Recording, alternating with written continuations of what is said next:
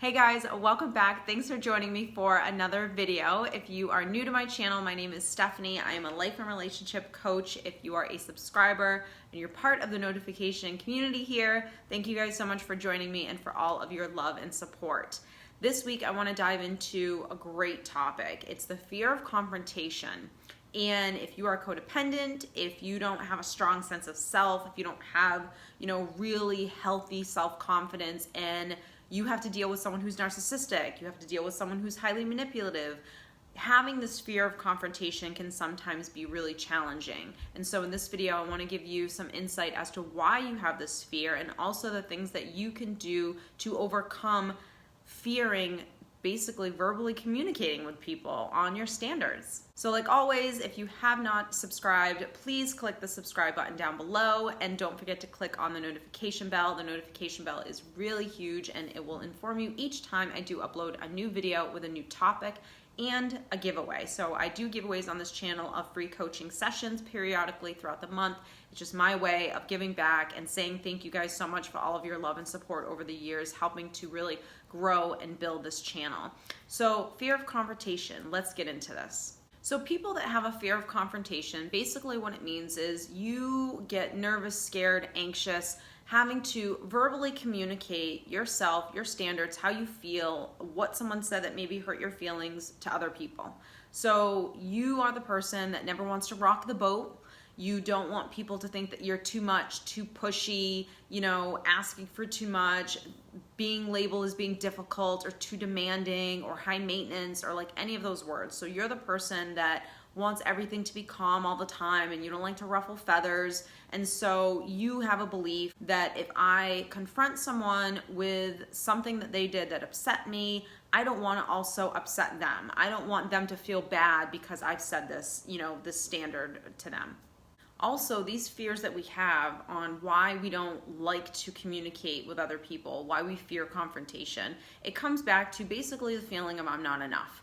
So if I have a fear that if I tell you what I think and how I feel, in my subconscious, my real fear is that you won't like me, that you won't love me, that you'll abandon me, that you won't validate me, right? Maybe you won't agree with what it is that I think and how I feel. And I don't want to feel that type of disappointment and sorrow and uncomfortable feelings. So why do we have a fear of confrontation? This is really important. So if you grew up in a household where a couple of these things happen. Number one, if there were a lot of times when discussions turn to arguments. So if you lived in a house, whether it was mom or dad or sister, brother, whoever, it doesn't matter, where most of the time the example that you saw is that when people had a discussion, it turned to a full-blown argument where the two people in your life, your role models, didn't teach you how to have healthy communication. So when you lived in a household where discussions became arguments all the time, there was a lot of yelling going on, there was a lot of talking over each other, that becomes your blueprint. And so as an adult, of course we have logic as an adult to know that that wasn't okay, that that's the example that we saw, but we don't know how to fix it because you are a product of your environment. And so if that's what you saw and that became your blueprint, even though logically you know that it's not okay, oftentimes we don't know how to fix it. We don't know how to change those behaviors that have been downloaded into us. The next reason why we fear confrontation is because we fear what someone's reaction will be to what it is that we're saying. So the reason why we have this fear, the reason why we're scared of a reaction is one of two things. Number one, we could have had an interaction with this person in the past and time again, they prove that they completely blow up, that they flip it on us, that they become manipulative, that they have told us that we're too much, that we're high maintenance or our standards are too high, or maybe they invalidate us. Or perhaps we've never had a confrontation with this person before, but we have all of these assumptions that we're making, which creates this story on this person's not gonna like you, they might overreact, they might get mad at you for what they say, you don't wanna seem too pushy. And so you've created this story based on assumptions, and that story is controlling you from actually confronting this person on what you think and how you feel. And one of the things that's really important to understand, when you don't stand up for yourself, when you don't confront other people, what you're doing is essentially you're suppressing how you feel. You're basically putting someone else in front of yourself.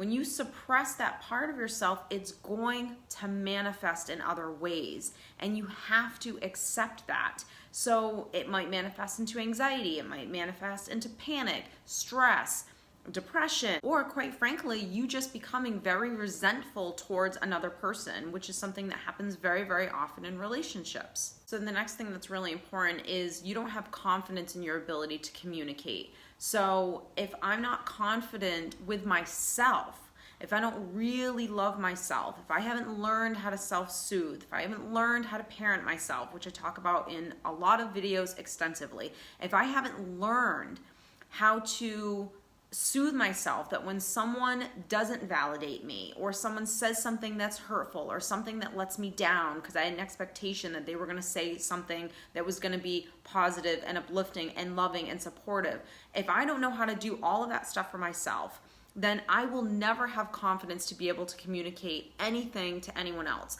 I won't have confidence to be me and to show you who I am.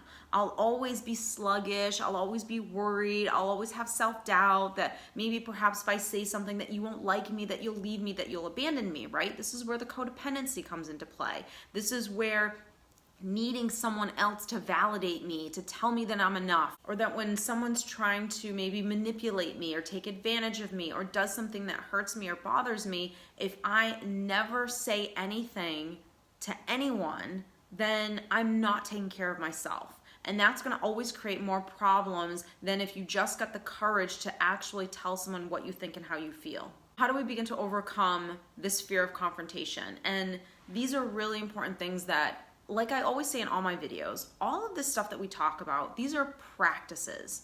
This isn't something that it'll get easier the more you do it, for sure, but you'll be challenged by another person that you might fear or feel uncomfortable to actually have this conversation with. And it's a matter of constantly proving to yourself that, hey, I love myself, I'm going to take care of myself, and I have to be the person that takes care of myself, stands up for myself, can verbally communicate myself to other people, because no one else is going to do that for you. So you have to start being that person.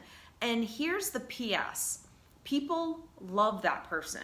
The person that has healthy self-confidence, that they can talk to other people with love, not with arrogance, just with self-acceptance, and that they view themselves in such a way that they're not intimidated to have those difficult conversations, that's the person that's attractive, that's the person that we want to be around, that's the energy that's contagious. So always working on yourself while it feels great, right? That's where your happiness actually comes from. It's also, that's the energy that we all want to be. That's the energy that we're attracted to. So if you're trying to find a great partner, if you're trying to, have great friends in your life, then you need to be the person that you want to attract. So learning how to take care of yourself and not fearing telling people what you think and how you feel, or having a difficult conversation with someone, that is constant validation that, hey, I am enough.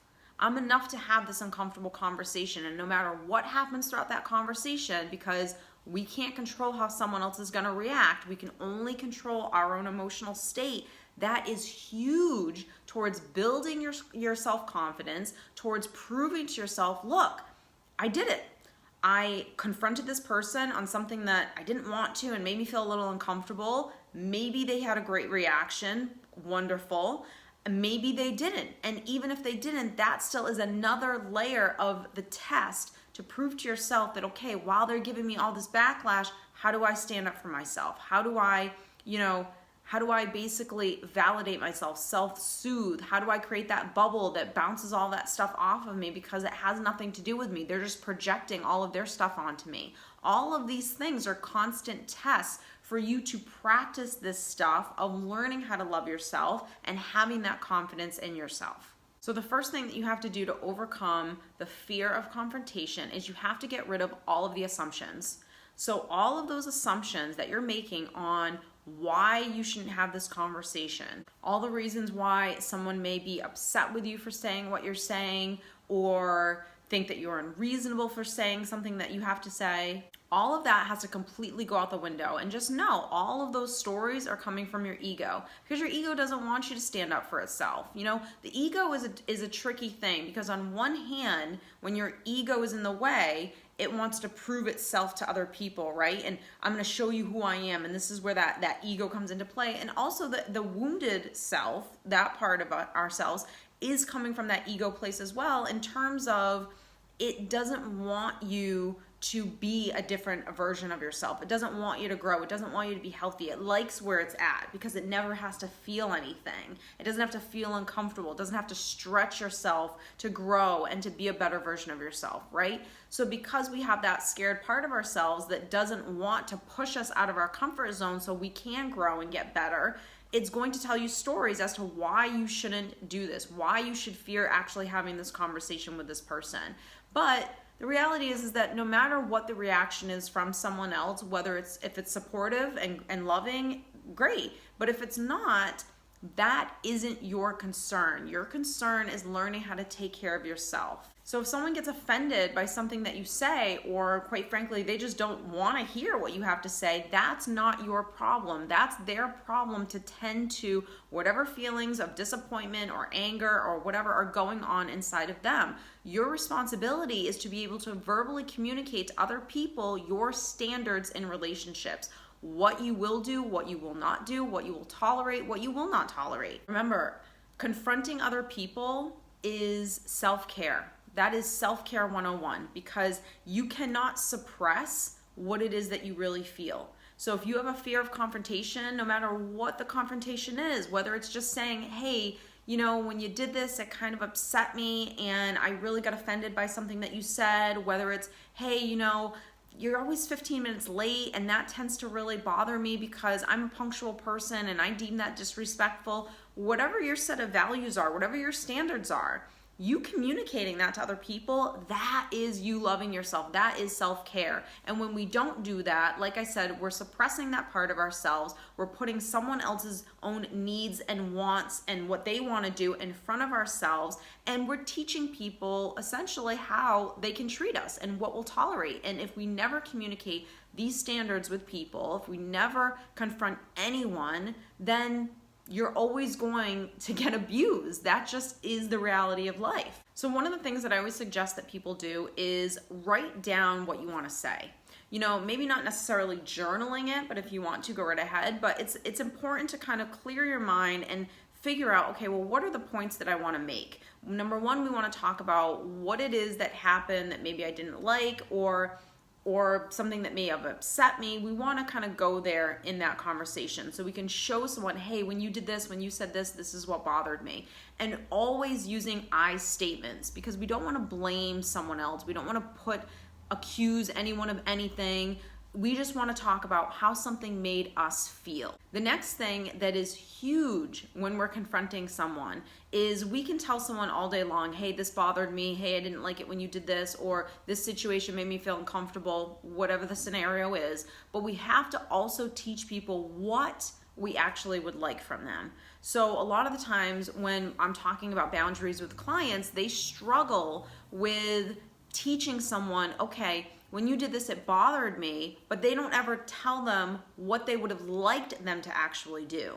So this is you really showing someone, verbally communicating with someone on what it is that you will tolerate and giving examples. You know, instead of being 15 minutes late because it really bothers me and I think it's disrespectful for me, what I would love is 15 minutes before you know you're going to be late, shoot me a text and just let me know, hey, I'm running late, I'm so sorry, I'll be there at whatever, 10 past 11.